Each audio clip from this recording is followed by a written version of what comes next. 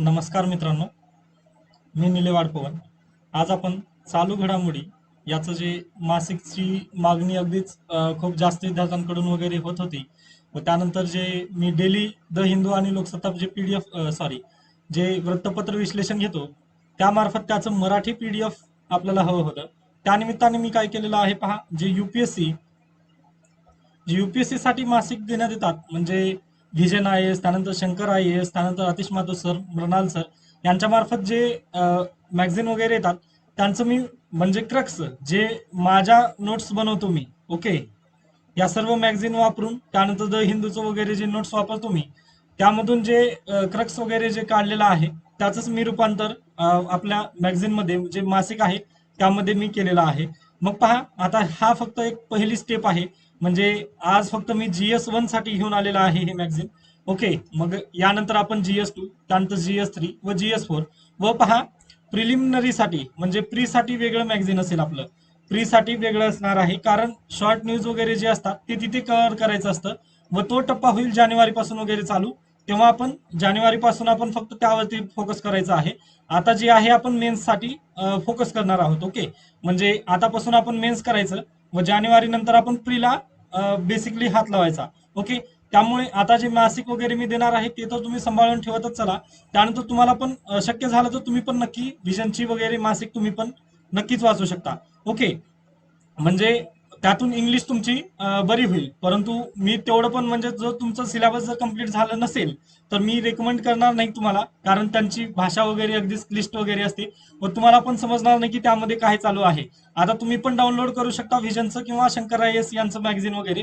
मग त्यामध्ये जर बातम्या पाहिल्या व माझ्या जर बातम्या पाहिल्या तर मी अगदीच 2 ते 3 बातम्या कव्हर केलेल्या आहेत, पण त्यांच्यामध्ये 10-12 बातम्या अगदीच आहेत.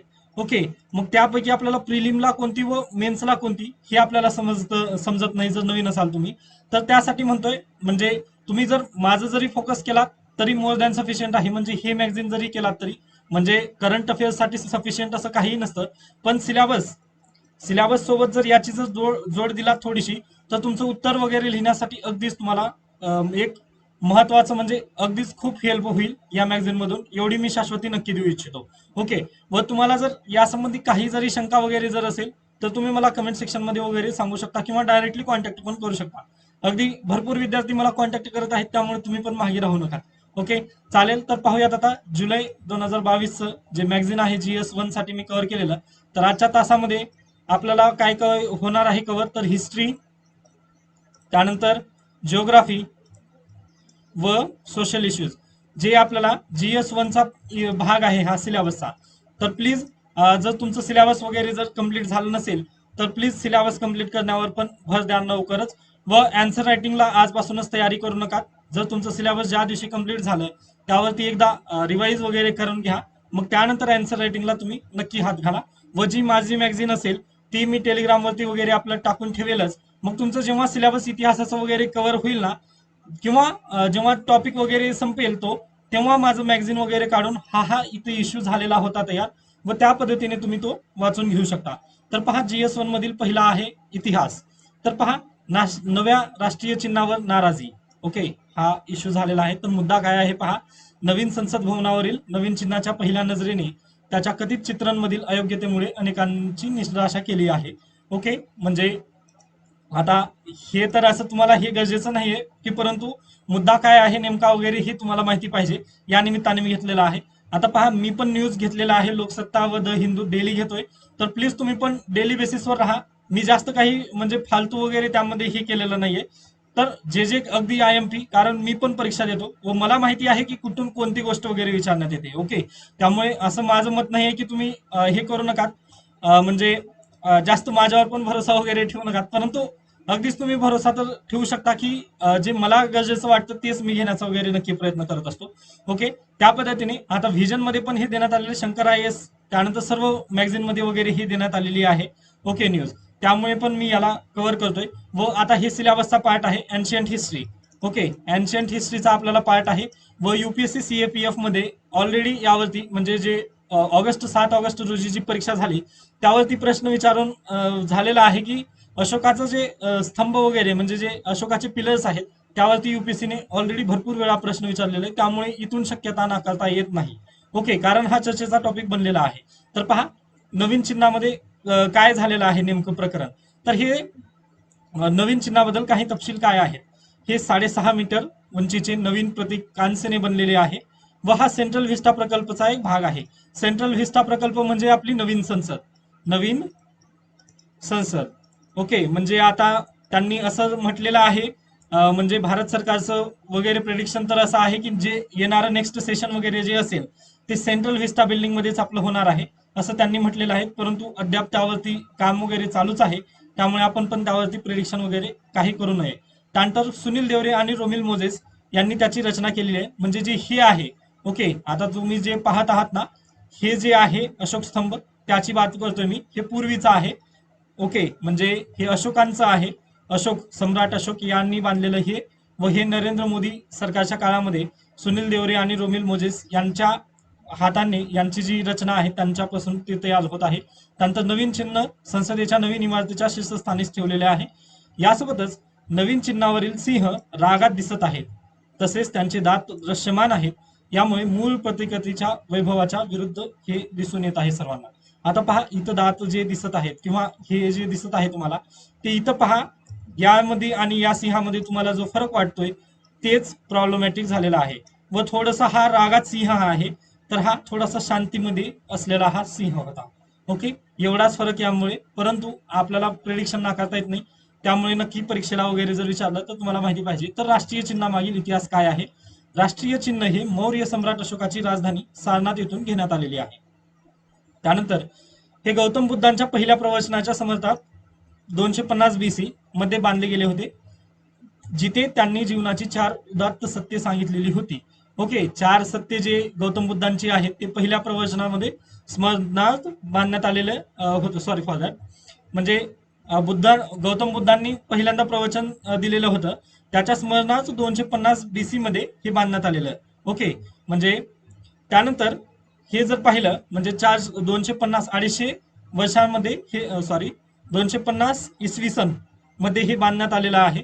यासोबतच इथे जेव्हा पहिलं प्रवचन गौतम बुद्ध देत होते तेव्हा त्यांनी 4 सत्य सांगितलेली आहेत. तर आता तुमचा अभ्यास जे असेल तर आता ही 4 सत्य कोणती. ओके, होमवर्क तुमचा लिहून ठेवा. 4 सत्य कोणती म्हणजे हे तुम्हाला अगदी माहिती पाहिजे. कारण पहा, गौतम बुद्धांनी जे मार्ग वगैरे सांगितलं ते अगदीच दुःख का वगैरे येतं तर आपली इच्छा असतं, डिझायर. डिझायर हे मेन कारण आहे. ओके, जर तुम्ही गौतम बुद्धांच्या पाथवर आज देखील चाललात ना, अगदीच तुमचं म्हणजे दुःख वगैरे लाईफमध्ये राहणार नाही. परंतु आपण थोडा तरी प्रयत्न केला पाहिजे गौतम बुद्धांच्या टीचिंगवर वगैरे राहण्याचा. कारण तुम्ही एमपीएससी आणि यूपीएससी करत आहात म्हणजे तुम्हाला आता फॅक्टची गरज नाही, तर कन्सेप्ट. जेव्हा कन्सेप्ट क्लिअर होईल ना, तुम्हाला पण अगदीच गौतम बुद्धाच्या लाईफ पासून तुम्ही पण भारावून जाल की खरंच आहे ते गोष्टी. ओके, अशा पद्धतीने इथं 4 सत्य त्यांनी सांगितलेली होती. आता मी ती सत्य क्लिअर केलेले नाहीत, परंतु तुम्हाला सांगतोय की तुम्ही होमवर्कमध्ये ते कम्प्लीट करून ठेवा. ओके, म्हणजे याच्या बाजूला आता जी मी पीडीएफ देतोय, कारण मला पण थोडंसं टाइम कन्सर्न वगैरे आहे, म्हणजे माझ्याकडे पण टाइमचं थोडंसं प्रॉब्लेम चालतंच अगदी. त्यामुळे म्हणतोय तुम्ही या पीडीएफला एडिट वगैरे नक्की करू शकता. वाटल्यास तुम्हाला डॉक्युमेंट फाईल देईल मी, मग त्यामध्येच तुम्ही याला अशा पद्धतीने करून वगैरे इथं तुम्ही 4 सत्य वगैरे लिहून ठेवू शकता. ओके, त्यानंतर पुढे चला. पॉलिश सँडस्टोन पासून बनवलेले 7 फूट उंच शिल्प धैर्य, शक्ती आणि अभिमानाचे प्रतिनिधित्व करते. म्हणजे कोणते पहा, धैर्य, शक्ती आणि अभिमान याचे प्रतिनिधित्व करते. यासोबतच अबॅकसच्या फ्रीजमध्ये घड्याळाच्या दिशेने हलणारे हत्ती, घोडा, बैल आणि सिंह यांची शिल्पे आहेत. त्यावरती शिल्पे आहेत म्हणजे ॲनिमल्स आपल्याला दिसून येतात. ते कोणते कोणते आहेत असा पण प्रश्न विचारला जाऊ शकतो सरळ सेवामध्ये. हत्ती, घोडा, बैल आणि सिंह हे. त्यानंतर प्राणी, हे प्राणी धर्मचक्र आणि चाकाच्या मध्यस्थीने वेगळे केले जातात, जे धर्मचक्राचे प्रतिनिधित्व करतात. ओके, म्हणजे जे अशोकांचा धर्म वगैरे होता, म्हणजे त्या संदर्भात पण हे दर्शवले जातात. त्यासोबतच ऐतिहासिक महत्व जर याचं पाहिलं तर चीनी प्रवासी ह्युएन त्सांग यांनी आपल्या लेखनात स्तंभाची विस्तृत माहिती दिलेली आहे. कोण? चीनी प्रवासी ह्युएन त्सांग. ओके, हा स्तंभ अशोकाच्या बुद्धाच्या शिकवणींचा प्रसार करण्याचा एक भाग होता. जे अगदी आता म्हटलं अशोकाच धम्मा, तर ते पण इथं आपल्याला सांगता येईल. त्यानंतर सारनाथ स्तंभाला राष्ट्रीय चिन्ह असे का मानले गेले. ओके, हा एक प्रश्नच आहे. म्हणजे तुम्हाला पण पडला असेल किंवा आता हे प्रश्न तर मेन्सला वगैरे डायरेक्ट विचारण्यात येणार नाही, परंतु त्यांनी पण मॅगझिन मध्ये टाकलं व तुम्हाला पण माहिती असावं या निमित्ताने म्हणजे कदाचित तुम्हाला जर इंटरव्ह्यू मध्ये प्रश्न विचारला तर अशा पद्धतीने येऊ शकतं. त्यामुळे शक्यता कुठेही नाकारता येणार नाही. त्यासाठीच मी हा पण इश्यू घेतलेला आहे. तर संविधान सभेने सारनाथ स्तंभावर राष्ट्रीय चिन्ह म्हणून निर्णय घेतला, कारण मुक्त राष्ट्राची शक्ती, धैर्य आणि आत्मविश्वास हे स्तंभाचे प्रतीक आहे. मी आत्ताच वरती काय म्हटलेलं होतं, इथे पहा, शिल्प धैर्य, शक्ती आणि अभिमानाचे प्रतिनिधित्व करते. त्याच पद्धतीने मुक्त राष्ट्र, आता तुम्हाला प्रेमबल मध्ये आहे सार्वभौम राष्ट्र, तर सार्वभौमावर वगैरे निबंध जर आला किंवा काही जरी तुम्हाला टॉपिक जर लिहायचं असेल व तुम्हाला जर सुचत नसेल तर आपल्याला राष्ट्रीय चिन्हापासून पण सुरुवात करता येते. त्यामुळे मुक्त राष्ट्राची शक्ती, धैर्य आणि आत्मविश्वास हे स्तंभाचे प्रतीक आहे. या निमित्ताने त्यांनी हे घेतलेलं आहे. त्यानंतर देवनागरीमध्ये या लिपीत बोधचिन्हात सत्यमेव जयते, देवनागरी लिपीमध्ये सत्यमेव जयते म्हणजे सत्याचाच विजय असं लिहिण्यात आलेलं आहे. हे मुंडक उपनिषद मधून घेण्यात आलेले आहे. आता हा प्रश्न म्हणजे फेडेड टॉपिक झाला, कारण मुंडक उपनिषद यावरती भरपूर वेळा प्रश्न विचारून झालेला आहे व ते सर्वांना माहिती झालेला आहे. म्हणजे प्रत्येक बारक्या लेकराला जरी विचारलं तरी येण्यासारखा हा क्वेश्चन झालेला आहे. कारण जनरल नॉलेज जेव्हा शाळेमध्ये वगैरे शिकवलं जातं तर याच्यापासूनच सुरुवात होती. त्यामुळे मी हे प्रश्न येईल याची शक्यता मी नाकारतच आहे. त्यानंतर प्रसिद्ध कलाकार म्हणजे कंबाईनला वगैरे येऊ शकेल आज पण, परंतु युपीएससी आणि एमपीएससीला तर म्हणजे जे मुख्य लेवलवर वगैरे तेव्हा तर येणार नाही. त्यानंतर प्रसिद्ध कलाकार नंदलाल बोस यांच्या 5 विद्यार्थ्यांनी हे तयार केलेले होते. ओके, म्हणजे हे प्रतीक त्यांनी तयार केलेलं. जशा पद्धतीने पहा, IIT रुरकी इथून जे रुपयाचं चिन्ह 2010 मध्ये अडॅप्ट वगैरे करण्यात आलं, तेथील प्रोफेसरनी हे रुपयाचं चिन्ह दिलेलं होतं. अगदी तशाच पद्धतीने प्रसिद्ध कलाकार नंदलाल बोस यांचे जे 5 विद्यार्थी वगैरे होते त्यांनी हे चिन्ह तयार केलं व त्याच्या खाली सत्यमेव जयते वगैरे हे लिहून संसदेमध्ये वगैरे पारित करण्याचं काम पुन्हा झालेलं आहे.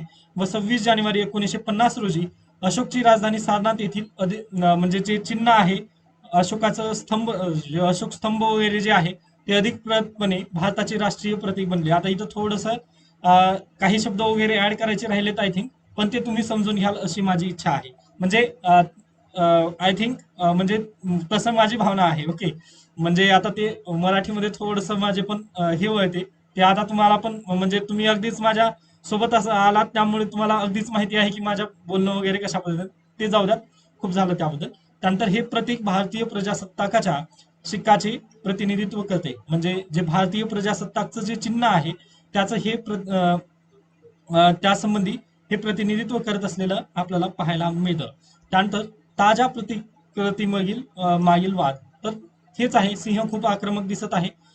म्हणजे हे कशामुळे, तर जे घाईने सेंट्रल व्हिस्टा प्रकल्पाची अंतिम मुदत पूर्ण करण्यासाठी मूळ चिन्हाची छेडछाड करण्यासारखे होते. मूळ चिन्हात सौम्य अभिव्यक्ती आहे अशा पद्धतीने तुम्ही पण म्हणू शकता, पण हे आपल्या गरजेचं नाहीये. त्यानंतर मूळ रचना 1.5 मीटर उंच होती तर नवीन चित्रण 6.5 मीटर उंच आहे. मूळ सिंहाची रचना जमिनीच्या पातळीवर तर नवीनतम चिन्ह जमिनीपासून 33 मीटरवर वगैरे उंच आहे.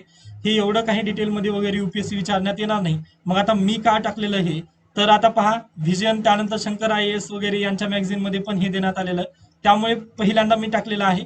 परंतु पुन्हा जेव्हा जेव्हा मी पुढे गेलेला आहे तेव्हा हे अशा पद्धतीचे जे म्हणजे जेम्स बॉन्ड टाईपचे वगैरे जे बातम्या आहेत त्या मी स्किप करण्याचा प्रयत्न केलेला आहे. कारण आपल्याला टीका करायच्या नाही तर आपल्याला समजून घ्यायचा आहे टॉपिक.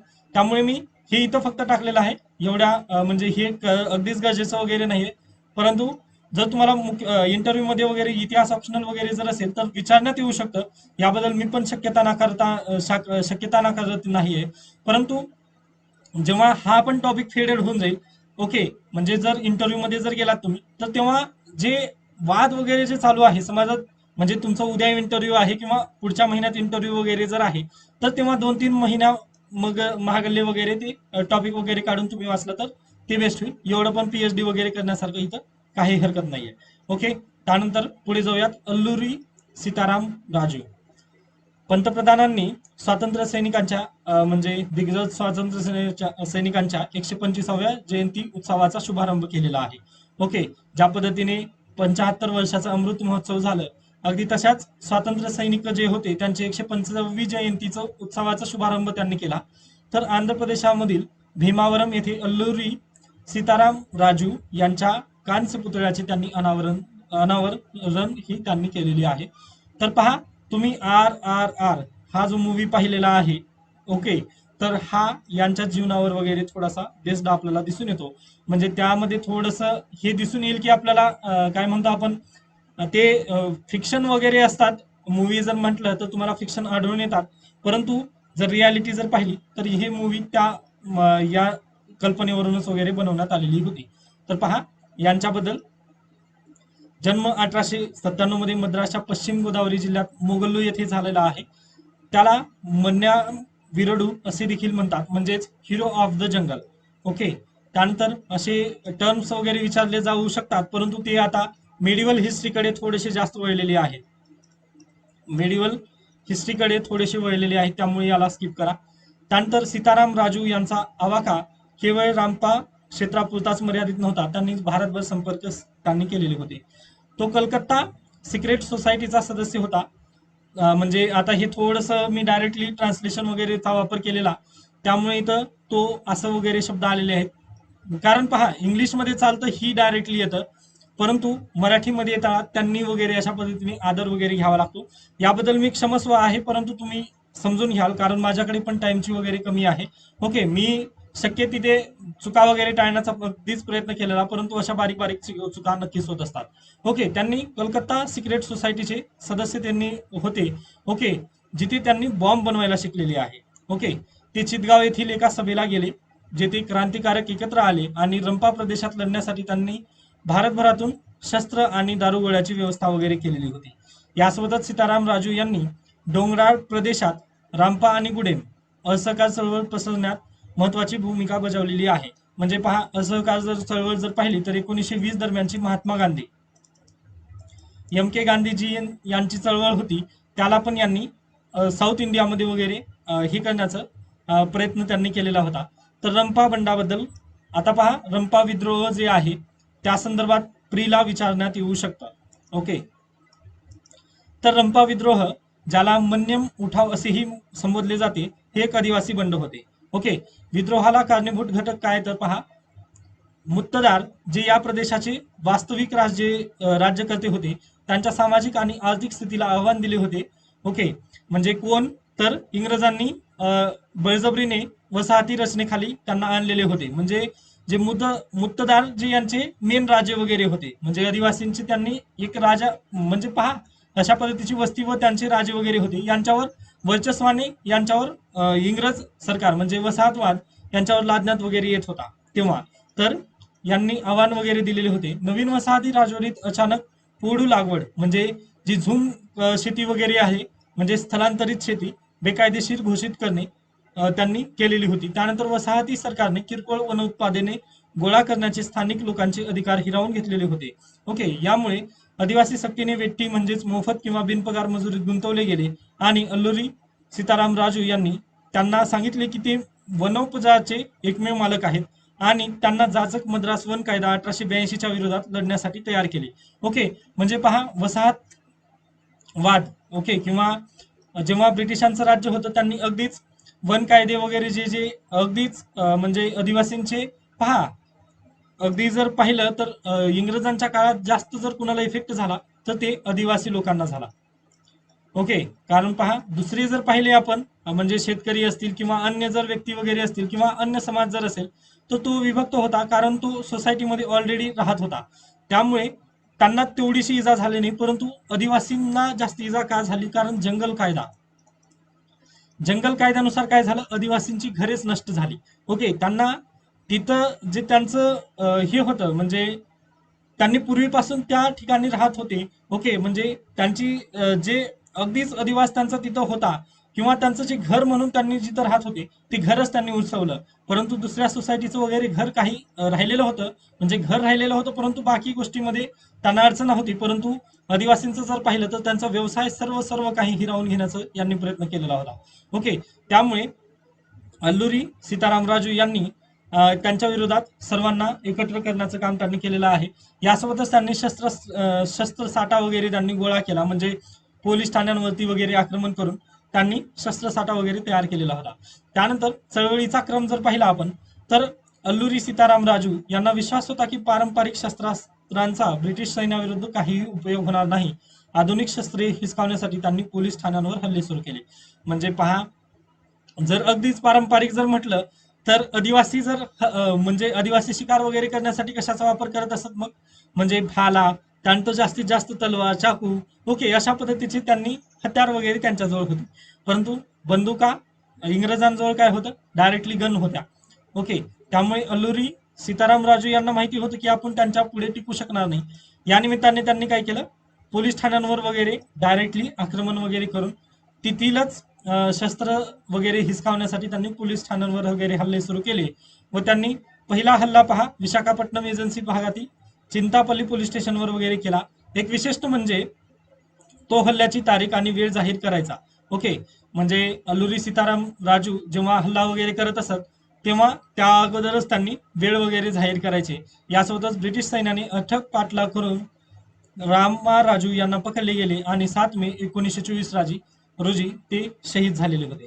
त्यानंतर बंडाचे महत्व जर पाहिलं तर रंपा बंडाने आपल्या गनिमी युद्धाद्वारे फक्त ब्रिटिशांना लक्ष केले आणि हे विधान सिद्ध केले की ते वसाहत विरोधी होते आणि स्थानिक आदिवासी विरोधी बंड हे नव्हतं. ओके, आता प्रश्न असा येऊ शकतो तुम्हाला की अल्लुरी सीताराम राजू यांच्या मार्फत जे रंपा बंड वगैरे जे रंपा बंड वगैरे जे झालं किंवा रंपा विद्रोह वगैरे झालं तर ते आदिवासी विरोधी होतं की स्थानिक म्हणजे वसाहतवादाविरोधी होतं. यावरती कमेंट करा, डायरेक्टली प्रश्न विचारण्यात येऊ शकतं. त्यावर तुम्ही हे वर्ष जे मी उत्तर दिलेलं आहे ते तुम्ही डायरेक्टली लिहिलात तरी तुम्हाला मोर दॅन सफिशियंट तुमचं उत्तर इथं तयार झालेलं आहे. त्यानंतर बंडाचा राष्ट्रवादी विचारसरणीशी प्रत्यक्ष आणि प्रत्यक्ष संबंध होता. उदाहरणार्थ अल्लुरी सीताराम राजू खादी परिधान करत औपनिवेशिक सत्तेविरुद्ध चालू असलेली असहकार चळवळ त्यासी त्यांनी पाठिंबा अगदीच दिलेला होता. हे आपल्याला इथून सांगता येतं. त्यामुळे हा आदिवासी विरोधात बंड नव्हतं तर वसाहतवादाविरोधात बंड होतं, कारण त्यांचं सगळीकडेच म्हणजे महात्मा गांधीजींच्या पण विचारांवर त्यांचे पावलं होते. फक्त महात्मा गांधीजींचा पात वेगळा होता व यांचा पात अगदीच वेगळा होता. हे आपल्याला हेतून सांगता येतं. त्यानंतर पुढे येतं हे नॅशनल सिम्बल्स वगैरे जे आहेत हे तुम्ही अगदी तुम्हाला माहिती आहेत. नॅशनल फ्लॅग, त्यानंतर एम्ब्लम, त्यानंतर अँथम, सॉन्ग, कॅलेंडर, त्यानंतर नॅशनल बर्ड, ॲनिमल, फ्लॉवर आणि नॅशनल ट्री. ओके, तर पहा हे तुम्हाला अगदीच माहिती असायला पाहिजेत किंवा जनरल नॉलेजसाठी पण तुम्हाला अगदीच बेटर होईल. परंतु पहा यातील अगदीच एक डिटेलमध्ये जर पाहिलं तर नॅशनल कॅलेंडर कधी अडॉप्ट केलं तर 22 मार्च 1957. हा डायरेक्टली क्रोनॉलॉजिकल बेस्ड प्रश्न येऊन गेलेला आहे व विचारण्यात येऊ शकतो. 1957ला तुमचं कॅलेंडर जे आहे, ओके, म्हणजे तुमच्या कॅलेंडरवर आता आहे पहा श्रावण भाद्रपद शके 1944. आता ऑगस्ट महिन्याचं कॅलेंडर आहे ते शका म्हणजे शके हे कुठून घेतलेलं आहे, शक्य जे कालगणना वगैरे जे आहेत जे कॅलेंडर शक्य साम्राज्यांचं होतं हे पण एन्शियंट हिस्ट्रीचा भाग आहे. ओके, जेव्हा तुम्ही इतिहास शिकाल तेव्हा तुम्हाला हे अगदी माहिती होईल. परंतु तोपर्यंत सांगण्यासाठी म्हणून मी सांगतोय, हे एक तुम्हाला अगदीच माहिती असायला हवं व हे तुम्ही नक्की वाचून घ्या. ओके, त्यानंतर फ्लॅग कोड ऑफ इंडिया मध्ये सुधारणा करण्यात आली. त्या संदर्भात अलीकडेच केंद्राने भारतीय ध्वज संहितेत सुधारणा केली. बातम्यांबद्दल अधिक तर पहा या दुरुस्तीमुळे राष्ट्रध्वज उघड्यावर प्रदर्शित झाल्यास म्हणजे घरांच्यावर वगैरे पहा आता आपल्या कारमध्ये वगैरे अगदीच तिरंगा असतो किंवा आपल्या घरामध्ये वगैरे टेबलवर वगैरे तिरंगा असतो ऑफिसमध्ये, त्या तिरंग्यावर बंदी वगैरे नाहीये. परंतु जे तुम्ही उघड्यावर वगैरे म्हणजे आता हे थोडंसं वेगळं वाटतं मराठी भाषेमध्ये, परंतु तुम्ही इंग्लिशचं मराठी ट्रान्सलेशन वगैरे जर करण्याचा प्रयत्न केला तर अशा पद्धतीने चुका वगैरे आपल्याला दिसून येतात व असं जरी लिहिलं तर काही हरकत नाहीये. ओके, जास्त पण शुद्धची वगैरे गरज नाही, फक्त तुमचं तिथं नॉलेज चेक केलं जातं. तर पहा राष्ट्रध्वज म्हणजे घरावर वगैरे प्रदर्शित झाल्यास तो दिवसा आणि रात्री दोन्ही ठिकाणी फडकवता येईल. यापूर्वी तिरंगा फक्त सूर्योदय आणि सूर्यास्ताच्या दरम्यान फडकवता येत होता. म्हणजे आता पहा फ्लॅग कोड ऑफ इंडिया जे होतं त्यामध्ये संहितामध्ये वगैरे बदल करण्यात आलेला आहे, त्यानिमित्ताने आहे हा. यापूर्वी पहा डिसेंबर 2021 मध्ये अगदीच त्यामध्ये बदल वगैरे करण्यात आले होते, ज्यामध्ये लोकर, रेशीम, खादी आणि कापसाच्या व्यतिरिक्त पॉलिस्टर किंवा हाताने कातलेले, हाताने विणलेले, यंत्राने बनवलेले ध्वज वापरण्यास परवानगी देण्यात आलेली होती. हर घर तिरंगेच्या मोहिमेच्या संदर्भात ही दुरुस्ती करण्यात आलेली आहे. हर घर तिरंगा ही मोहीम आझादी का अमृत महोत्सवाच्या अंतर्गत हे तुम्हाला माहिती आहे व हे वाचून घेऊ शकता. फ्लॅग कोड ऑफ इंडिया हे इतिहासामध्ये का आलं तर याचं एक मेन कारण आहे, हे कल्चरमध्ये आपल्याला येतं. ओके. कुठला प्रश्न कुठे येऊ शकेल काहीही सांगता येत नाही, त्यामुळे मी याला इथंच घेतलेला आहे. तर पहा, भारताच्या ध्वज संहिता 2002 ही काय सांगतं पहा. तर ध्वज संहिता हा भारताचा राष्ट्रध्वजाचे प्रदर्शन आणि फडकावणे याबाबत किंवा याच्या वापराबाबत कायदे आणि नियमांचा संच आहे. तो 26 जानेवारी 2002 रोजी अंमलात आणला गेला. राष्ट्रीय ध्वज भारतीय संविधान सभेने 22 जुलै 1947 रोजी स्वीकारलेला होता. हे खासगी, सार्वजनिक आणि राष्ट्रीय ध्वजाचे प्रदर्शन नियंत्रित करते. ओके. फ्लॅग कोड काय करतं पहा. तर खासगी आणि सार्वजनिक ठिकाणचे, आता इथं हे आणि इथं झालेलं आहे, खासगी आणि सार्वजनिक ठिकाणी राष्ट्रीय ध्वजांचे जे प्रदर्शन आहे ते नियंत्रित करत असते. ओके. आता जे बारीक बारीक चुका आहेत, मायनर चुका आहेत, मी मान्य करतो त्या. ओके. तर त्यावर तुम्ही वाचताळा वगैरे त्याला तुम्ही हे करू शकता, कारण मी पहिल्यांदा बनवलं व त्याला वाचलो पण मी आज दिवसभर, परंतु मला काही चुका वगैरे लक्षात आल्या नाहीत. परंतु जेव्हा अशा बोलताळावर तुम्हाला एक्सप्लेन करता थोडंसं मला पण चुका दिसून येतात, तर त्याबद्दल मी क्षमस्व आहे. पण तुम्ही पण अगदीच समजून घेऊ शकता की माझ्याकडे पण दुसरा एडिटर वगैरे कोणी नाहीये, त्यामुळे हे चालत असतं. व तुम्ही पण त्याला लगेच तिथल्या तिथं, म्हणजे मी एक डॉक्युमेंट फाईल पण एडिट करण्यासंबंधी पण देईल, त्यामध्ये तुम्ही अगदीच तुम्ही स्वतःला जिथं वाटेल तिथं पण तुम्ही एडिट वगैरे करून तुमच्या संदर्भात ठेवू शकता ही फाईल. त्यानंतर सरकारी संस्था, राष्ट्रध्वजाचा आकार तो आयताकृती असावा. ते कोणत्याही प्रकारचे असू शकते, पण राष्ट्रध्वजाची उंची आणि लांबीचे गुणोत्तर 3:2 असेच असावे. ओके. म्हणजे सॉरी फॉर दॅट. हे पहा, हे खाजगी, सार्वजनिक आणि सरकारी संस्था ही इथं आलेलं आहे. ओके. म्हणजे हे बाय मिस्टेकली हे झालेलं आहे. ओके. Sorry for that. मग फक्त आता याला मी जेव्हा तुम्हाला PDF शेअर करेन तेव्हा याबद्दलची मी काळजी नक्की घेईन. या ज्या चुका मला दिसलेल्या आहेत ते मी अगदीच हे करणार आहे. ओके. चेंज करून तुम्हाला नक्की PDF मी प्रोव्हाइड करेन. तर पहा, त्यानंतर जे आपला राष्ट्रध्वज असेल त्याचा आकार 3:2 या रेशोमध्येच असावं. ओके. हे आता पहा, कंबाईन जी होणारी आहे 8 ऑक्टोबर, त्यानंतर जे 5 आय थिंक नोव्हेंबरमध्ये एक होणारी आहे ग्रुप सी, त्यामध्ये पण विचारलं जाऊ शकतं. ओके. तर ह्या राष्ट्रध्वज संबंधी पण थोडंसं तुम्हाला या संदर्भात माहिती पाहिजे. ओके. त्यानंतर येतो भूगोलाचा घटक. त्यामध्ये पहा 2.1 नीती आयोगाचा हवामान निर्देशांक या संदर्भात आहे. तर पहा, निर्देशांकाच्या 6 पॅरामीटर्सशी जोडलेल्या वजनामुळे राज्यांची क्रमवारी विस्कळीत झाली आहे. त्यावर पुन्हा काम करणे आवश्यक आहे. हे आपल्याला अगदीच यांचंच काम हे झालेलं आहे, विस्कळीत झालेलं आहे. त्यामुळे यावर तर न्यूज बनणार नाही, परंतु प्रिलिमला अगदी विचारलं जाऊ शकतं. या निमित्ताने मी घेतलेलं आहे, कारण think tank sorry NITI Aayog केंद्र सरकारचं थिंक टँक आहे. ओके. यामुळे यावरती 100% प्रश्न अगदीच आलेले आहेत UPSC प्रीला. यामुळे याला मी इथंच घेतलेलं आहे, कारण पहा, व्हिजन आणि जे शंकर IAS जे PDF मी रेफर केलेलं आहे त्यामध्ये अगदीच भूगोल संबंधीच्या वगैरे जर न्यूज नव्हत्या, परंतु ह्या प्रिलिम संबंधीच्याच होत्या. प्रिलिम आणि एन्व्हायरमेंटच्या आहेत. त्यामुळे मी व्हिजन IAS मधील जे एन्व्हायरमेंट सेक्शन आहे ते प्रिलिम बेस्ड साठी आहे, त्यामुळे मी त्याला पुन्हा करणार आहे, म्हणजे आगामी व्हिडिओमध्ये वगैरे येईल ते. म्हणजे तुम्ही निश्चिंत राहा, जे जे गरजेचं आहे ते मी अगदीच तुम्हाला प्रोव्हाइड करण्याचा नक्की प्रयत्न करणार आहे. किंवा जरी तुम्हाला जर वाटलं की मी कव्हर केलं नाही टॉपिक तो वगैरे, तर तुम्ही प्लीज मला कॉन्टॅक्ट करू शकता, त्याबद्दल मी अगदीच फ्री आहे. ओके. त्यामुळे काळजी करू नका. त्यानंतर मग आता हे SECI म्हणजे काय नेमकं. तर पहा, राज्य ऊर्जा आणि हवामान निर्देशांक. ओके. नीती आयोगाने ऊर्जा आणि हवामान क्षेत्राच्या विविध आयामांवर राज्यांमध्ये निरोगी स्पर्धेला प्रोत्साहन देण्यासाठी जाहीर केलेला आहे. तर काय, state energy and climate index, state energy and climate index हा आहे हा राज्य ऊर्जा आणि हवामान निर्देशांक. तर यांसाठी निर्देशांक काय काय आहेत, म्हणजे 6 पॅरामीटर्स. हा प्रश्न एन्व्हायरमेंटसाठी डायरेक्टली विचारण्यात येऊ शकतं, म्हणजे अशा पद्धतीचे भरपूर प्रश्न आपल्याला दिसून येतात. त्यामुळे मी याला डायरेक्टली इंग्लिशमध्ये घेतलेलं आहे. पहा, डिस्कॉम परफॉर्मन्स म्हणजे जे तुमचं लाईट बिल वगैरे जे येतं, किंवा जे आपलं महाराष्ट्रामध्ये महाविद्युत महामंडळ वगैरे जे आहे.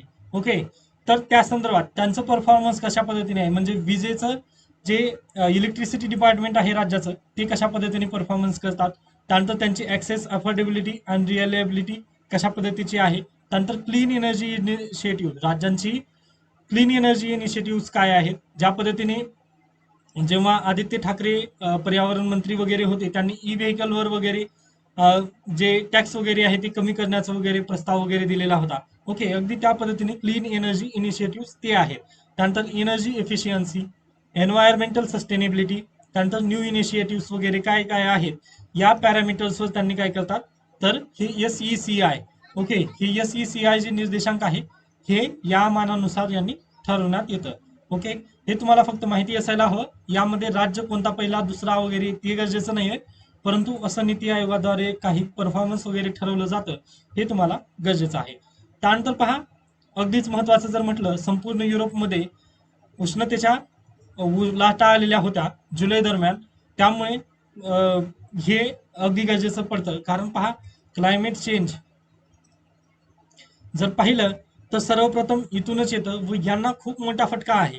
कारण तर आता हे पहा, वाचून घेऊ शकता तुम्ही, युरोप, UK आणि US मोठा भाग अत्यंत उष्णतेच्या लाटेच्या परिस्थितीत आहे. पहा, अगदी जर तुम्ही पाहिलात तर तुम्हाला पण माहिती आहे, UK म्हणजे जे युरोप, US चे जे वगैरे जे लोक आहेत ते अगदी थंडीच्या प्रदेशामध्ये वगैरे असतात. त्यामुळे त्यांनी काय करतात, दारू वगैरे जास्त, अल्कोहोलचं वगैरे प्रमाण त्यांनी जास्त सेवन वगैरे करतात, हे आपल्याला सर्वांना माहिती आहे. ओके, त्यामुळेच भारतामध्ये दारू वगैरे इंट्रोड्यूस झाली. त्यानंतर चहा, कॉफी ते तिकडूनच आलेले पदार्थ आहेत. मग बेसिकली जर तिकडे जर उष्णता पडली तर काय होईल, त्यांची स्किन अगोदरच पांढरी, मग म्हणजे अगदीच प्रॉब्लेमॅटिक होऊ शकतं ना.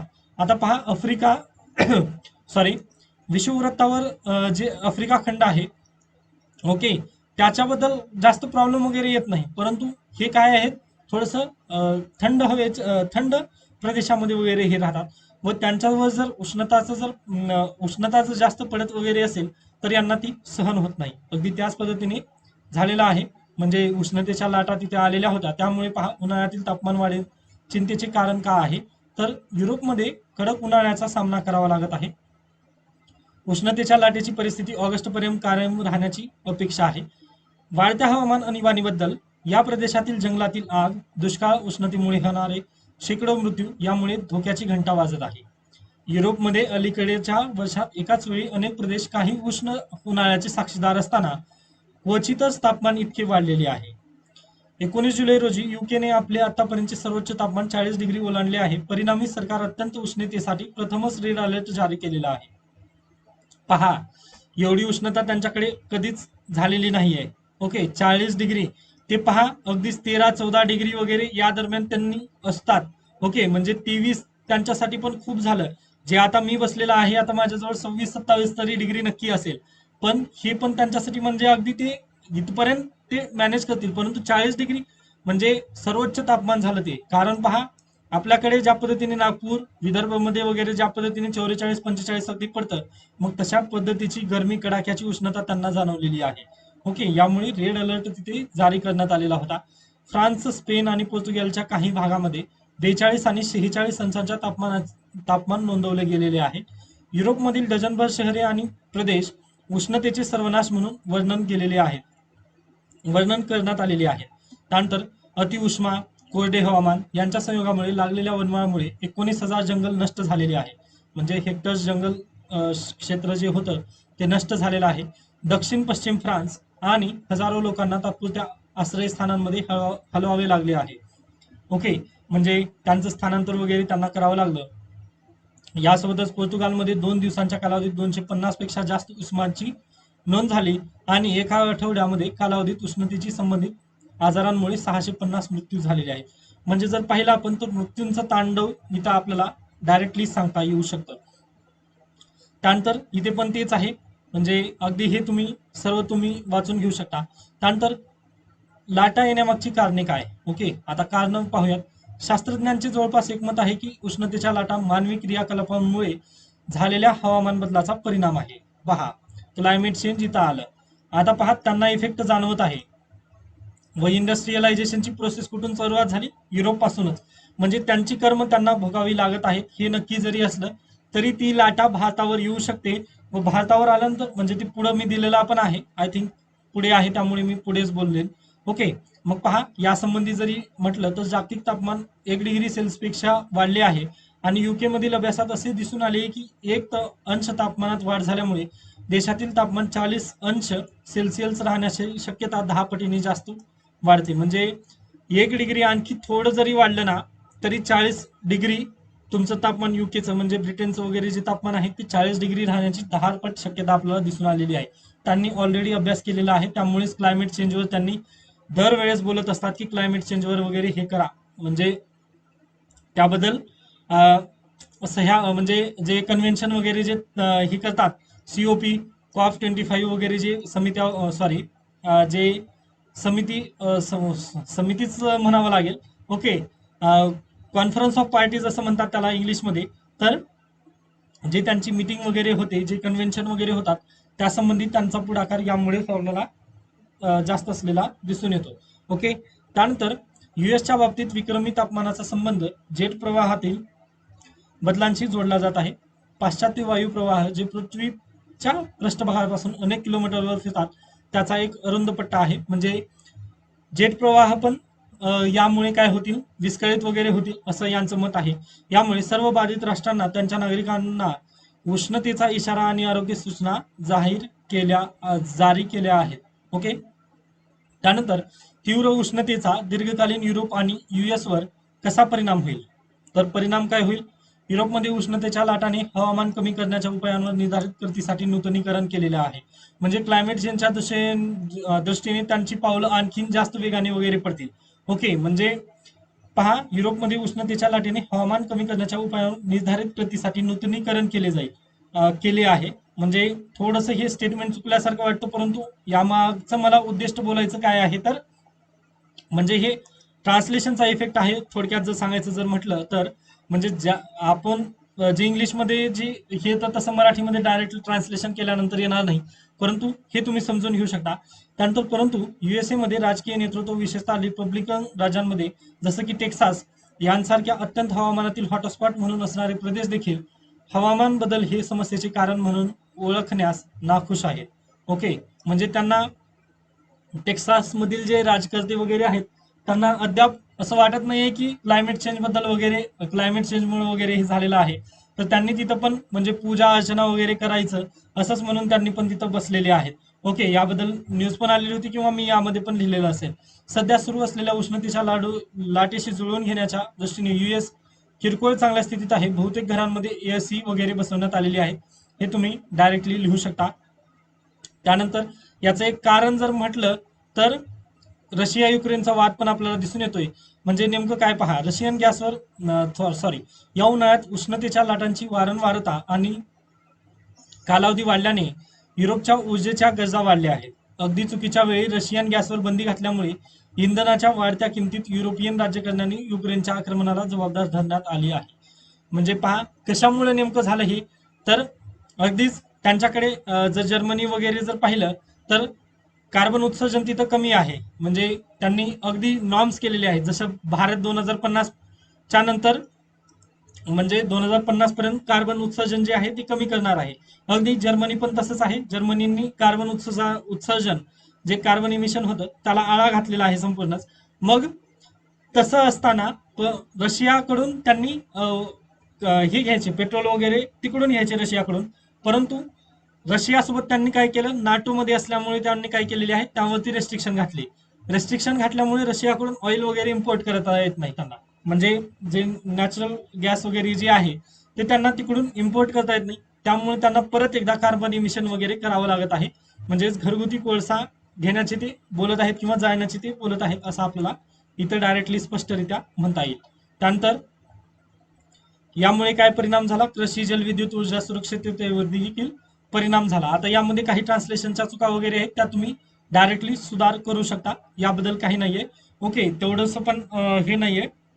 परंतु जे IMP मला सर्व मॅगझिन वगैरे चालून जे IMP न्यूज वगैरे जे आहेत ते मी हे करण्याचा प्रयत्न केलेला आहे. व या संबंधात येणाऱ्या जे हे आहेत म्हणजे नवीन जेव्हा जेव्हा मॅगझिन वगैरे येतील तेव्हा मी हे बदल म्हणजे जे चुका आहेत ते सुधारण्याचा नक्की प्रयत्न करणार आहे. कारण अगदीच तुमचे कमेंट आणि तुमचे कॉल्स वगैरे यामुळे पण मला अगदीच रेस्पॉन्स पण पाहायचा आहे तुमचा. म्हणजे ज्या रिस्पॉन्स जर बेस्ट असेल तर नक्कीच मी याबद्दल आणखी जास्त वगैरे जोमाने वगैरे तयारी करून तुम्हाला नक्कीच मराठीमधून जास्तीत जास्त मटेरियल वगैरे प्रोव्हाइड करण्याचा नक्की प्रयत्न करणार आहे. फक्त तुमचा थोडासा सपोर्ट लागेल मला. ओके, म्हणजे अशा चुका वगैरे होत असतात, परंतु त्या तुम्ही पण समजून घ्यायला हव्या. त्यानंतर पुढे काय मार्ग आहे, तर युरोप आणि अमेरिका या दोन्ही देशांच्या अर्थव्यवस्था जीवाश्म इंधनाच्या वापराशी घट्टपणे बांधल्या गेलेल्या आहेत. ओके, तर उत्सर्जन कमी करण्याबाबत युरोप अधिक बोलकी असताना आणि अक्षयांमध्ये मोठ्या प्रमाणात गुंतवणूक करण्याचा प्रयत्न करत असताना युक्रेन युद्धामुळे ही शिफ्ट विस्कळीत झाली आहे. जागतिक नेत्यांसमोर एक स्पष्ट निवड आहे, ती एकतर सामूहिक कृती किंवा सामूहिक आत्महत्या. हे तुम्ही डायरेक्टली कन्क्लुजन मध्ये हे जे एवढं लिहिलेलं आहे मी, ते तुम्ही डायरेक्टली लिहू शकता. ओके, आता याचा मी भारतावरती परिणाम आय थिंक घेतला नाहीये किंवा याबद्दल देण्यात आलेलं नाहीये, परंतु एक मिनिट पाहतोय मी, परंतु यामध्ये देण्यात आलेलं नाही, परंतु तुम्ही लिहू शकता, त्यात काही नाहीये. कारण क्लायमेट चेंजचे भारतावरील परिणाम आय थिंक मी एडिटोरियल वरती कुठेतरी घेतलेलं असेल, त्यामुळे मला आठवते की मी बोललेलं आहे वर्गात वगैरे कुठेतरी, म्हणजे झालेलं आहे. सॉरी फॉर दॅट, मी या पीडीएफ मध्ये वगैरे हे केलं नाही, परंतु तुम्ही यामध्ये घेऊ शकता किंवा जर शक्य झालं तर मी याबद्दल हे करेन. ओके, म्हणजे क्लायमेट चेंज वरती चेंज इम्पॅक्ट ऑन इंडिया,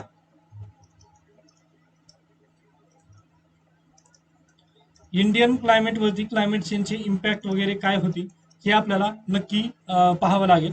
कारण ते जर पाहिलं म्हणजे त्यानुसार आपल्याला उत्तरामध्ये जर भारताचा जर दृष्टिकोन टाकला तर ते अगदीच कामाचं आहे व प्रश्न पण अशा पद्धतीने नक्की विचारला जाऊ शकेल. कारण युरोपमध्ये ते होत आहे, तर भारतावर त्याचा परिणाम कशा पद्धतीने वगैरे होईल हे आपल्याला विचारण्यात येतं. तुम्ही शक्य झालं तर हे करा, किंवा जर आर्टिकल जर भेटलं मला तर मी डायरेक्टली काय करेन, त्याला आपल्या टेलिग्राम ग्रुपवरती नक्की सेंड करेन. म्हणजे जे याच्या पुढचं जे आहे impact of climate change on India, म्हणजे इथलं जे क्लायमेट चेंज आहे त्याचा भारतावर परिणाम कशा पद्धतीने होईल ते मी आपल्या टेलिग्राम चॅनलवरती टाकणे. ओके, त्यानंतर पुढे चला, सोशल इश्यूज, सामाजिक समस्या 3.1 LGBTQIA प्लस प्लस यांच्या आरोग्याच्या समस्या. आता पहा, राज्यसेवा पूर्व परीक्षा जे 21 ऑगस्टला झाली त्यामध्ये प्रश्न आलेला होता आर्टिकल 377 संबंधी. ओके, सॉरी आर्टिकल नाही आहे, ते सेक्शन आहे, सेक्शन 377 याविषयी प्रश्न आलेला होता. तर हे एक तुम्हाला असू द्या लक्षात, व यामध्ये हे देण्यात आलेलं नाही, त्यामुळे म्हणतोय नवज्योत सिंह वर्सेस युनियन ऑफ इंडिया ही केसचं नाव आहे. या केसमध्ये 377 आयपीसी मधील आयपीसी सेक्शन 377 हे रद्द बातल करण्यात आलेलं आहे. ओके, इथं या दोन गोष्टी तुम्ही लक्षात ठेवा. कारण जर कदाचित या म्हणजे प्रिलिमचा जो डेटा वगैरे असेल त्यामध्ये जर कव्हर केलं नाही मी, तर त्यामुळे सांगतो, किंवा म्हणजे असू द्या तुम्हाला पण माहिती, प्रिलिम मध्ये मी नक्कीच कव्हर करण्याचा प्रयत्न करत असतो, कारण मला पण गरज असते त्याची, व तुम्ही पण या संदर्भात अगदीच माझ्यासोबत जर असाल तर मी हे डेली बेसिसवर वगैरे सांगत असतो. तर तेव्हा पण तुम्हाला ही केस वगैरे माहिती पाहिजे. Navjot Singh versus union of India या केसमध्ये LGBTQIA प्लस प्लस च्या आरोग्य म्हणजे जे सेक्शन वगैरे होतं त्या संदर्भात रद्द करून यांना लिगलाइज वगैरे त्यांनी करण्याचं काम इथं केलेलं आहे. मग पहा, जरी आपण यांना कायदेशीर मान्यता दिली या कम्युनिटीला, परंतु झालेलं प्रॉब्लेम नेमकं असं झालंय की जे त्यांच्या आरोग्य समस्या आहेत त्यावरती कोणी बोलण्यास वगैरे तयार नाहीये. ओके, म्हणजे जर पाहिलं आपण तर मुद्दा काय आहे नेमका, तर भारतातील LGBTQ लोकांना भेडसावणारे मानसिक आजार आणि आव्हाने यांना सर्वसमावेशक आणि दीर्घकालीन उपायांची गरज आहे. ओके, हे पहा, आज न उद्या यावरती प्रश्न विचारला जाऊ शकतो व यांच्या आरोग्याच्या समस्या अगदी खूप आहेत. ओके, त्यामुळे हा प्रश्न 100% तुम्हाला अगदीच गरजेचा आहे, त्यामुळे प्लीज नीट ऐका. तर पहा, LGB म्हणजे नेमकं काय, तर यांना लैंगिक अभिमुखतेचा संदर्भ देता येतो. याचा अर्थ ज्याकडे समलिंगी आकर्षित होतो, लेस्बियन आणि गे, त्यानंतर बायसेक्शुअल आणि उभयलिंगी हे नर आणि मादी दोघांनाही आकर्षित करतात. म्हणजे पहा, लेस्बियन आणि गे हे समलिंगी आहेत, तर उभयलिंगी म्हणून बायसेक्शुअल याला आपण आकर्षित होऊ शकतो. त्यानंतर ट्रान्सजेंडर म्हणजे ज्याला जन्माच्या वेळी नाव दिले गेले होते त्याशिवाय दुसरे लिंग म्हणून ओळखले जाते. ओके, म्हणजे जन्माच्या वेळी पहा मुलगा जर असेल, ओके, जन्माच्या वेळी आपण मुलगा जर म्हटलं, परंतु पुन्हा म्हणजे मोठं वगैरे होत असताना त्याचे जर हार्मोन्स वगैरे चेंज झाले व मुलगी त्या पद्धतीने जर तो वागू लागला, तर त्याची डेफिनेशन कायद्यामध्ये अशा पद्धतीने देण्यात आलेली आहे की त्याला ट्रान्सजेंडर म्हणायचं. किंवा जर एखादी जन्मता मुलगी असेल व पुढे चालून म्हणजे मोठी होत असताना हार्मोन चेंज होऊन त्याला जर मुलगा अशा पद्धतीने जर व्यवहार वगैरे होत असेल, तर तिथे काय आहे, ट्रान्सजेंडर अशी व्याख्या त्यामध्ये करण्यात आलेली आहे. त्यामुळे तुम्हाला जर उत्तर वगैरे जर लिहित असताना हीच डेफिनेशन वगैरे तुम्ही प्लीज वापरण्याचं काम करा, कारण कायद्यामध्ये समानार्थी शब्द वगैरे नसतात. व तुम्ही जर तुमच्या पद्धतीने ट्रान्सजेंडरची वगैरे जर व्याख्या जर केली, तर म्हणजे ते अगदीच कुठेतरी उत्तर वगैरे जे चेक करणारे वगैरे असतील त्यांना कुठेतरी लागू शकतं. त्यामुळे प्लीज ते तुम्ही अगदी योग्यरित्या वगैरे करण्याचा प्रयत्न करा. त्यानंतर क्विअर, क्यू म्हणजे क्विअर दर्शवतं, म्हणजेच विचित्रपणा दर्शवतो. आय म्हणजे ज्यामध्ये एखादी व्यक्ती स्त्री किंवा पुरुष ठराविक व्याख्येत बसते अशी पुनरुत्पादक किंवा लैंगिक शरीर रचना घेऊन जन्माला येत नाही. म्हणजे जे इनॅबिलिटी, ओके, आपण म्हणू शकतो त्याला डायरेक्टली इनॅबिलिटी, त्या संदर्भात आपण हे वापरू शकतो. ओके, तर यामध्ये त्यांची जी रिप्रोडक्शनची जी ऑर्गन्स वगैरे असतात ते बिल्डअप वगैरे न होणे किंवा इनसेक्शुअलिटी, यामुळे याला आय या संदर्भात ते देण्यात आलेलं आहे. सॉरी, असेक्शुअलिटी इथं येतं, इनसेक्शुअलिटी ते नाहीये. तर इथं पुनरुत्पादक म्हणजे रिप्रोडक्टिव्ह जे ऑर्गन वगैरे आहे त्या संदर्भात इथं देण्यात आलेली ही आहे व्याख्या आयसाठी देण्यात आलेली आहे. म्हणजे ज्यामध्ये एखादी व्यक्ती स्त्री किंवा पुरुष ठराविक व्याख्येत बसते अशी पुनरुत्पादक किंवा लैंगिक शरीर रचना घेऊन जन्माला येत नाही, तर त्यासंबंधी इंटरमिडियरी, ओके, हे आपल्याला डायरेक्टली शब्द बेस्ट असेल. ओके, त्यामुळे म्हणजे इंटरमिडियरी म्हणजे मध्यांग कोणतं, आता याला हे म्हणावं की ते म्हणावं अशा पद्धतीची जेव्हा स्थिती होते त्याला आपण हा शब्द आय देण्यात आलेला आहे. त्यानंतर ए म्हणजे असेक्शुअल, म्हणजे लैंगिक भावना नसलेल्या अलैंगिक व्यक्तीसाठीचा हा उल्लेख आहे. त्यानंतर प्लस प्लस म्हणजे मोकळेपणा आणि सर्वसमावेशकता सुचवते. म्हणजे पहा, सुप्रीम कोर्टाने पण अगदीच खूप बेस्ट यांनी म्हटलेलं आहे. कारण पहा, प्लस प्लस आता भविष्यात आणखी कोणता आजार वगैरे होऊ शकतो किंवा क्रोमोझोमल ॲबरेशन वगैरे होऊ शकतात. ओके, म्हणजे क्रोमोझोम मध्ये आपल्या जर बदल वगैरे जर झाले तर काय प्रॉब्लेम होऊ शकेल की अचानकच नवीन काहीतरी वेगळंच जर तयार झालं, जर तेव्हा त्यांचे पण राईट्स वगैरे आपण हिरावले जाऊ नयेत या उद्देशाने नेमकं काय झालेलं आहे, हा प्लस प्लसचा पॉईंट आपल्याला मोकळा ठेवलेला दिसून येतो. हे झालं LGBT म्हणजे काय या संदर्भात हे होतं. ओके, त्यानंतर आता थोडंसं पुढे चला. LGBTQIA प्लस प्लस समुदायांना आयुष्यभर मानसिक आजार आणि आव्हानांचा धोका का राहतो. तर पहा, यासंबंधी राहत प्रकल्प यावर एक काम करण्यात आलं. राहत प्रकल्प हे एक प्रकल्प आहे किंवा एक प्रोजेक्ट म्हणतो ज्यावर सहभागी पद्धतीने काम केले जात आहे. त्यात अनेक समस्या उघड झालेल्या आहेत. यापैकीच LGBTQ समुदायांना अग्रगण्य महाविद्यालयामध्ये सतत तोंड द्यावे लागते. म्हणजे त्यांनी महाविद्यालयांचा वगैरे अभ्यास केला, त्यांनी अग्रगण्य म्हणजे जे नामांकित महाविद्यालय आहेत त्यांचा अभ्यास केला, तर तिथे पण या समस्यांना त्यांना तोंड द्यावं लागत आहे LGBTQ कम्युनिटीला. तर पहा, मानसिक आजाराची कारणे तर काय आहेत LGBTQच्या समस्या, तर आयुष्यभर विसंगती, खोलवर रुजलेला कलंक, भेदभाव, गैरवर्तन, लिंग भूमिका आणि लैंगिक ओळख स्वीकारण्यास दबाव. यासोबतच कलंकित करण्याचे परिणाम जर पाहिलं तर अंतर्गत होमोफिबिया म्हणजे आपल्याला भीती वगैरे जे असेल, तुम्ही हे सर्व शब्द ऐकून आहात. त्यानंतर चिंता, एकाकीपणा, पदार्थांचा वापर म्हणजे ड्रग्सचं सेवन वगैरे, त्यानंतर अत्यंत त्रास आणि स्वतःची कमकुवत किंमत, स्वतःचा द्वेष आणि दुःख, यासोबतच लिंग डिस्फोरिया. तर हे झालं यांचे म्हणजे यांचे परिणाम किंवा यांच्यावर मानसिक आजार वगैरे कशा पद्धतीचे आहेत हे तुम्हाला सांगता येतं. किंवा कलंकित, यांना समाज कलंकित वगैरे कशामुळे पाहतोय वगैरे हे आपण इथं सांगितलेलं आहे. त्यानंतर आता त्यांच्या आरोग्याच्या समस्या काय आहेत तर पहा, सकारात्मक मानसिक आरोग्य सेवा क्वचित उपलब्ध आहेत. ओके, म्हणजे त्यांच्या आरोग्यासंबंधीच्या जर समस्या जर पाहिल्या आपण तर सकारात्मक मानसिक आरोग्य सेवा आपल्याला उपलब्ध देता येत नाहीत त्यांना. त्यानंतर भारतातील बहुसंख्य मानसोपचार तज्ज्ञ अजूनही वैविध्यपूर्ण लैंगिक विकार आणि लिंग ओळख मानतात. ओके. जर तुम्ही एखाद्या डॉक्टरकडे वगैरे जर गेलात तर तिथं पण लिहिलेलं असतं नेम आणि सेक्स वगैरे त्याच्या बाजूलाच लिहिलेलं असतं. त्यामुळे अशा पद्धतीने पण त्यांना जर सांगायचं जर वगैरे जर झालं त्यांची म्हणजे प्रॉब्लेम वगैरे काय आहे, तर तिथं पण डॉक्टर अगदीच मागच्या बुद्धीचे वगैरे किंवा पुरातन काळी विचारवाचे वगैरे डॉक्टर आपल्याला आज पण असलेले दिसतात. ते एक आपल्याला समस्या आपल्याला दिसून येते. त्यानंतर सामान्य आरोग्य सेवेच्या बाबतीत हीच परिस्थिती आहे. छळ आणि कलंकामुळे सरकारी आरोग्य सेवेला कमी पसंती दिली जाते. जर सरकारी हॉस्पिटलमध्ये जर पाहिलं तर अगदीच वयोवृद्ध व्यक्तीला किंवा आपल्यासारख्या तरुणाला देखील शासकीय हॉस्पिटलमध्ये वगैरे नीट पाहिलं जात नाही. ही एक शोकांतिका आपल्या सरकारी हॉस्पिटलची वगैरे आहे.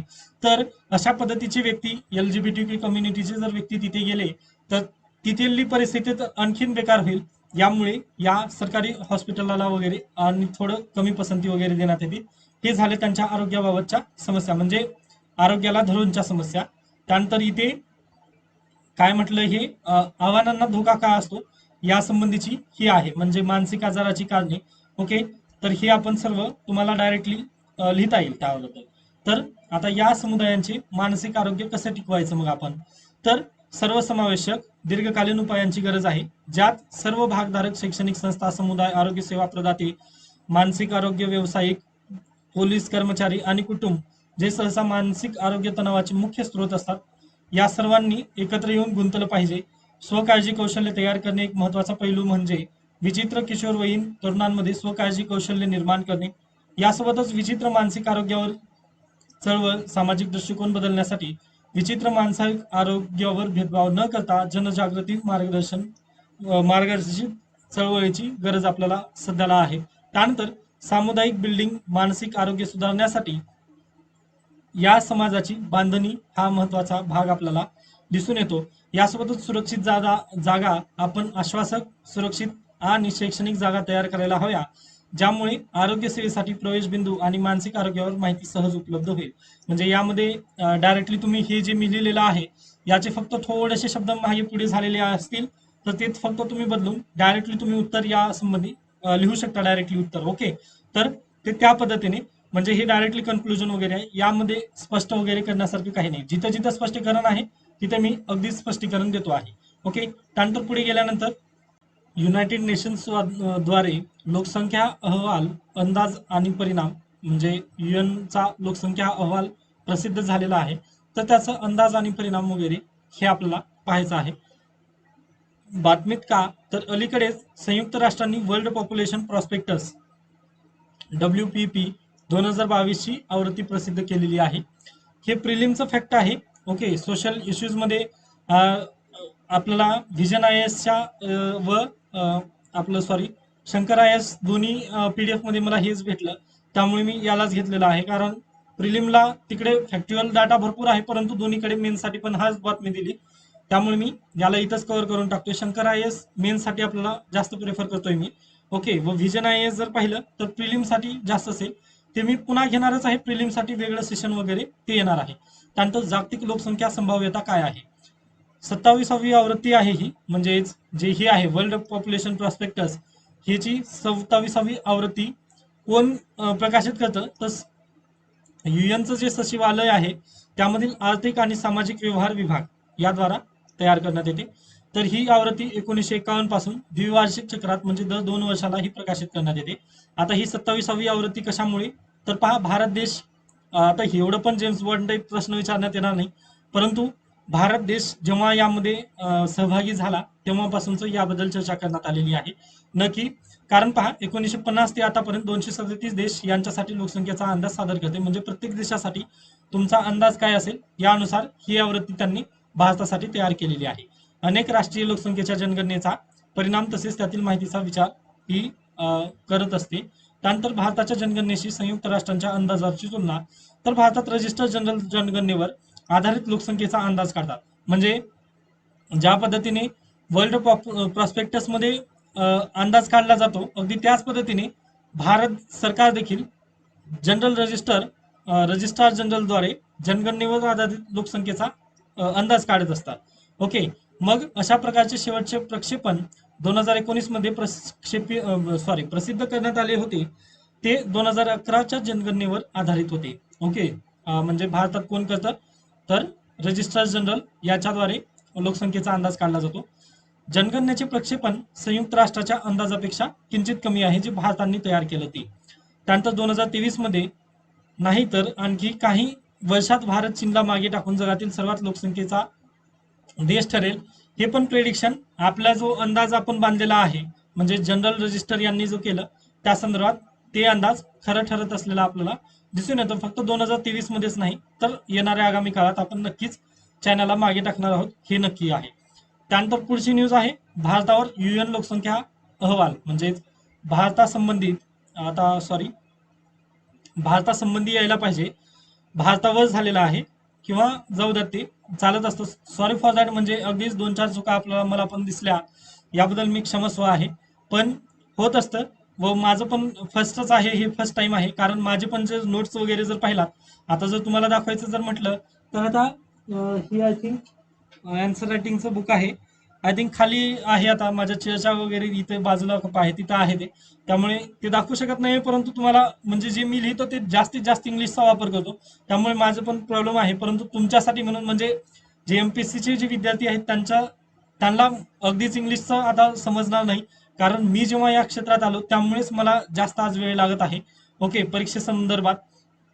त्यामुळे मी जेवढं माझ्या चुकांमधून वगैरे शिकलो ते तुम्हाला चुका होऊ नये असं माझं एक आत्मीयता वगैरे आहे, त्यामुळे मी हे सेशन वगैरे घेत आहे.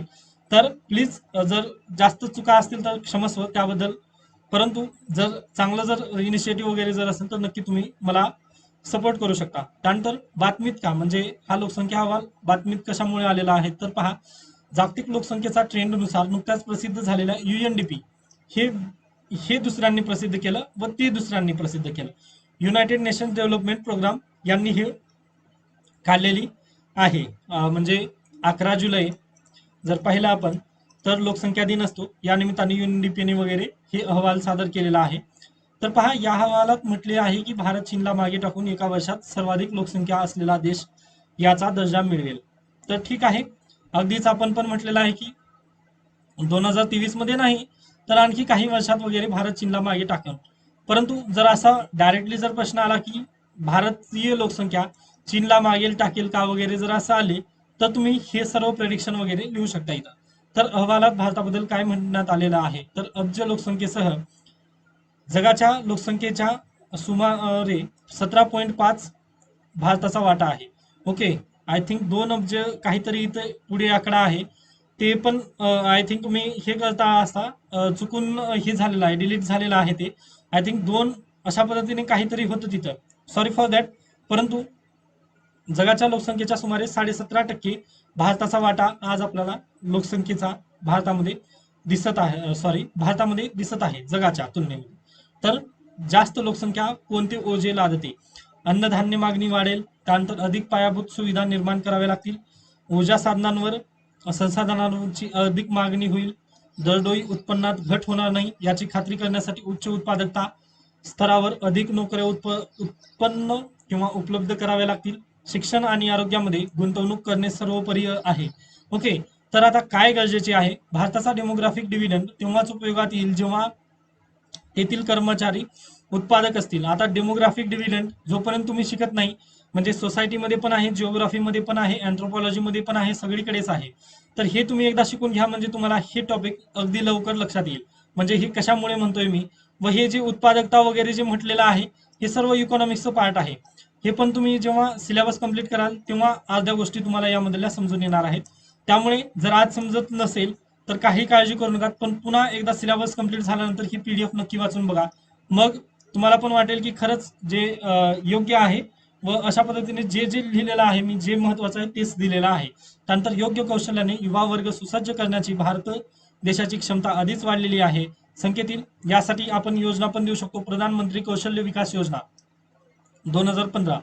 त्यानंतर संख्येतील ही वाढ उत्तरेकडील राज्यांमध्ये केंद्रित असल्याने त्याचा भार रोजगार आणि पायाभूत सुविधा निर्माण करण्यासाठी पश्चिम आणि दक्षिणी राज्य यांच्यावर स्थितीवर पडलेला आहे. म्हणजे जर हा भारत देश पाहिला तर उत्तरेकडील राज्य म्हणजे उत्तर प्रदेश, बिहार वगैरे जी राज्य आहेत त्यांची लोकसंख्या अगदी जास्त आहे, त्याचा भार पश्चिम आणि दक्षिणी राज्य म्हणजे आपण महाराष्ट्र यांच्यावर देखील पडलेला आहे. त्यामुळेच आपल्याला लोकसंख्या पॉप्युलेशनचं डिवायडेशन आपल्या महाराष्ट्रामध्ये पण अगदी जास्तरित्या पाहायला मिळून येतं. ओके, म्हणजेच स्थलांतरित जे आहे वर्ग ते महाराष्ट्रातील मुंबई वगैरे इकडे आपल्याला कामाला आलेला दिसून येतो. त्यानंतर सामाजिक आर्थिक असमतोल रोखण्यासाठी त्यांच्या श्रमांना एकत्र आणणे महत्वाचे आहे. त्यानंतर उच्च लोकसंख्या वाढीमागील मुख्य घटक कोणता आहे? तर उच्च लोकसंख्या वाढीच्या दरामागील महत्वाचा घटक म्हणजे महिला एजन्सीचा अभाव आहे.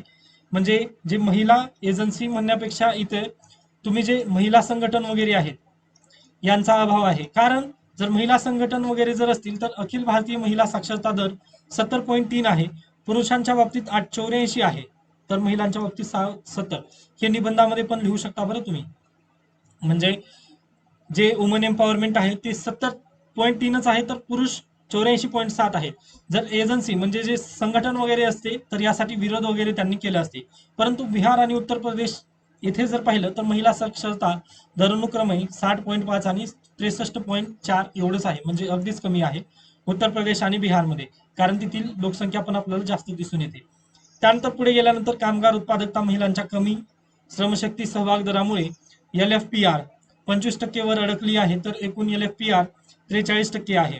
ओके, जर टोटल जर पाहिलं कामगार उत्पादकता म्हणजे महिलांचं श्रमशक्ती योगदान वगैरे जर पाहिलं तर 25% वरच आहे.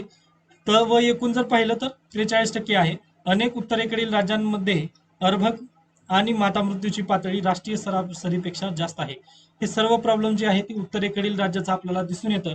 ओके, व तशा पद्धतीने पॉईंट पण मी टाकलेले आहे. त्यानंतर त्यावर उपाय करण्यासाठी महिलांच्या आरोग्य आणि शिक्षणातील गुंतवणुकीमुळे LFPR जो आहे तो रेट वाढण्यासाठी आपल्याला अगदीच मदत होईल आणि TFR आपला कमी होईल असं म्हणजे टोटल फर्टिलिटी रेट जे आहे ते कमी होईल असं यांचं मत आहे. त्यानंतर पुढे काय मग आता यावर व्हॉट नेक्स्ट. ओके, सोल्युशन यालाच आपण म्हणू शकतो असं पण. तर पहा, येथे धोरणात्मक गळती रोखण्यासाठी म्हणजे जे योजना वगैरे उपाययोजना वगैरे करण्यात आल्या त्या रोखण्यासाठी राज्यांना वित्त आयोगाने अतिरिक्त प्रोत्साहन दिले पाहिजे. तर मानवी भांडवलात गुंतवणुकीसाठी करांचे हस्तांतरण करण्याचा निर्णय राज्य सरकारांनी वगैरे घेतला पाहिजे. सध्या दरडोई उत्पन्नाचे निकष क्षैतिज हस्तांतरणासाठी मापदंडांवर वर्चस्व गाजवतात. एकूण भारताचा डेमोग्राफिक डिव्हिडंड अद्याप वाचवला जाऊ शकतो. यामुळे जर पाहिलं म्हणजे सध्याचा जर दरडोई उत्पन्न जर निकष वगैरे जर पाहिलं तर हस्तांतरणासाठी मापदंडांवर वर्चस्व गाजवतात. ओके, वर्चस्व गाजवतात म्हणजे अगदीच बेस्ट आहेत. परंतु जर आपल्याला डेमोग्राफिक डिव्हिडंड म्हणजे आपली जी लोकसंख्या युवा वर्ग जो आहे त्या युवाचा वगैरे जर फायदा करून जर घ्यायचा असेल तर आपल्याला आणखीन यावर कौशल्याची वगैरे अगदीच गरज पडणार आहे. आपण हा डेमोग्राफिक डिव्हिडंड अगदी वाचवू शकतो, कारण युवा वर्गाचं जे काम वगैरे आहे त्यांच्या हाताला काम वगैरे जर दिलं तर जे आपल्याला हे दिसते म्हणजे विषमता वगैरे समाजात दिसते ते पण आपण कमी करण्यात अगदी मदत करू शकतो. ओके, हे अशा पद्धतीने आपल्याला सांगता येतील. आता यामध्ये काही ट्रान्सलेशनच्या चुका वगैरे जर झालेल्या आहेत अगदीच मी पण डायरेक्टलीच घेऊन आलेला आहे. म्हणजे मी वाचलं परंतु मला त्या अगदीच समजून आल्या, त्यामुळे मला पण काही वाटलं नाही. ओके, कारण ती स्वतः मीच बनवलेले आहेत, परंतु कदाचित मी ते दुसऱ्यांना वगैरे द्यायला पाहिजे होतं. पण चालत असतं, कारण तेवढा पण वेळ मी पण देऊ शकत नाहीये. ओके, तर यामध्ये जिथे जिथे चुका वगैरे जे वाटतात किंवा वाक्याची रचना वगैरे जी वाटते तुम्हाला तर ती तुम्ही प्लीज एकदा चेक करून बदलून घेऊ शकता. ओके, त्यामध्ये तुम्ही एडिट वगैरे करू शकता, त्याबद्दल काही नाही. परंतु ही झाली मेन्सच्या पर्स्पेक्टिव्हने आपलं जुलैच्या जे करंट अफेअर्समध्ये जे काही गोष्टी होत्या वगैरे मेनच्या बाबतीमध्ये व हे इतिहास, भूगोल आणि बेसिकली समाजशास्त्र या तीनच गोष्टी आपण आज कव्हर केलेल्या आहेत. येणाऱ्या क्लासेसमध्ये जर या व्हिडिओला म्हणजे अगदीच जर तुमचा जर परिपूर्ण सहभाग वगैरे जर असेल किंवा मला जर सपोर्ट असेल, जसं की लोकसत्ता आणि द हिंदूला तुम्ही मला अगदीच बेस्ट पद्धतीने वगैरे रिप्लाय वगैरे देता, त्या पद्धतीने जर असेल तर नक्कीच मी नेक्स्ट पार्ट म्हणजे जो क्वालिटी, त्यानंतर गव्हर्नन्स याविषयी असेल, त्यानंतर GS3 मध्ये आपलं सायन्स टेक, इकॉनॉमिक्स, त्यानंतर डिझास्टर मॅनेजमेंट या गोष्टी असतील. त्यानंतर GS4 मध्ये आपलं काय असेल, इथिक्स असेल व सर्वात शेवटी प्रिलिमची मॅगझिन येईल. ओके, जुलैची प्रिलिम येईल म्हणजे जुलै मॅगझिनवरची प्रिलिमचे क्वेश्चन वगैरे सर्व त्यामध्ये कव्हर करण्यात येतील. ओके, हे अशा पद्धतीने मी सर्व कव्हर करण्याचा अगदीच प्रयत्न करणार आहे.